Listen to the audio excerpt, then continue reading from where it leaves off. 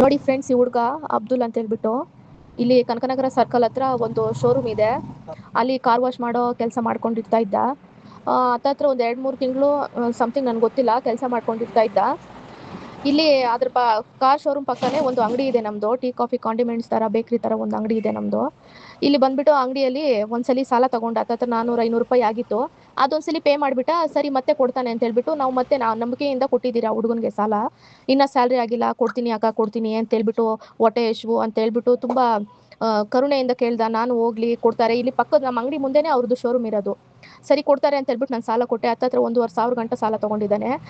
ನಿನ್ನೆ ಏನೋ ನಿನ್ನೆ ತಾರೀಕು 8ನೇ ತಾರೀಕು ಅವನಿಗೆ ಸ್ಯಾಲ್ರಿ ಆಗಿದೆ. ಏನ್ ಮಾಡಿದಾನೆ, ಸ್ಯಾಲ್ರಿ ತಗೊಂಡಿದ್ದಾನೆ. ನಮಗೆ ಬಂದ್ಬಿಟ್ಟು ಸ್ಯಾಲ್ರಿ ಇನ್ನ ಬಂದಿಲ್ಲ, ನಾಳೆ ಕೊಡ್ತೀನಿ ಅಂತ ಹೇಳಿ ಆ ಹುಡುಗನ್ಗೆ ಇಲ್ಲೇ ಸ್ಟೇ ಆಗೋದಕ್ಕೆ ಒಂದು ಸಪರೇಟ್ ರೂಮ್ ಕೊಟ್ಟಿದ್ದಾರೆ. ಆ ರೂಮಲ್ಲಿ ಹೊಸದಾಗಿ ಇನ್ನೊಬ್ಬ ಹುಡುಗ ಬಂದಿದ್ದಾನೆ. ಆ ಹುಡುಗನಿಗೂ ಸ್ಯಾಲ್ರಿ ಆಗಿದೆ. ಆ ಹುಡುಗನ ಸ್ಯಾಲ್ರಿ ಕಾಸು 2,000 ಎತ್ಕೊಂಡು ಆ ಹುಡುಗಂದೇನೋ ಕಾಸ್ಟ್ಲಿ ಶೂಸು ಬಟ್ಟೆ ಅವನ್ನೆಲ್ಲ ಎತ್ಕೊಂಡು ಬೆಳಗ್ಗೆನೆ ಅವ್ನ ಫೋನ್ ತಗೊಂಡು ಅವ್ನು ರೂಮಲ್ಲಿ ಹಾಕ್ಬಿಟ್ಟು ಬಾಕ್ಲಾಕ್ಬಿಟ್ಟು ಹೋಗ್ಬಿಟ್ಟಿದ್ದಾನೆ. ಎಲ್ಲಿ ಹೋಗಿದ್ದಾನೋ ಗೊತ್ತಿಲ್ಲ. ಇಂಥವ್ರನ್ನ ಏನ್ ಮಾಡ್ಬೇಕು ನೀವೇ ಹೇಳಿ ಫ್ರೆಂಡ್ಸ್. ಎಲ್ಲಾದ್ರೂ ಸಿಕ್ಕಿದಾನಂದ್ರೆ ನಾವಂತೂ ಕಂಪ್ಲೇಂಟ್ ಕೊಡ್ತೀರಿ. 1,500 ನಮ್ಗೆ ಏನಾದ್ರು ಸುಮ್ಮನೆ ಬರುತ್ತಾ? ಅದು 1,500 ಬರೀ ಸಿಗರೇಟು ಆಳು ಮೂಳು ಅದು ಇದು ಎಲ್ಲ ತಗೊಂಡು ಹೋಗಿದ್ದಾನೆ.